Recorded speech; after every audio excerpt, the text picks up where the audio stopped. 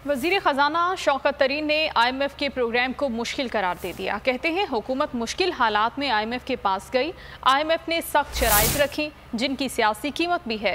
News briefing में वज़ीर ख़जाना ने कहा कमैशत को बड़ा ख़तरा कोरोना से है। हम IMF प्रोग्राम से नहीं निकलेंगे। अलबत्ता IMF से कहा है कि कोरोना के बायस हमें सहूलत देना होगी।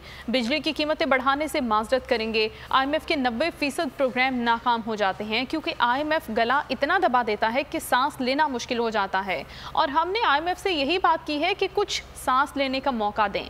वज़ीर ख़जाना का कहना था कि महंगाई कंट्रोल करने के लिए हर हद तक जाएंगे, मिडल मैन की कमर तोड़ देंगे। हम कलील, वस्त और तवील मुद्दती मंसूबा बना रहे हैं। लोगों के टैक्स नेट में ना आने की वजह हैरासमेंट है। आइंदा बजट में हैरासमेंट के खात्मे के इक़दाम करेंगे। ये जब हुकूमत आई तो इनके चैलेंजेस काफ़ी थे। सबसे बड़ा चैलेंज तो इनका करंट अकाउंट डेफिसिट ही था, तो इनको IMF के पास जाना पड़ा। इस वक्त जो एनवायरनमेंट था वो फ्रेंडली नहीं था, क्योंकि आपको मालूम है कि जो हमारे इर्द गिर्द जो पॉलिटिकल सिचुएशन है वो ज़ाहिर है उन्होंने इस चीज़ को डिफ़िकल्ट किया। लेकिन आई थिंक इस हुकूमत ने वो जो सख्त कंडीशंस थी उसको भी, उसके होते हुए भी वो फॉलो किया और स्टेबिलिटी की तरफ लेके चले गए। करंट अकाउंट स्टेबिलिटी हो गई।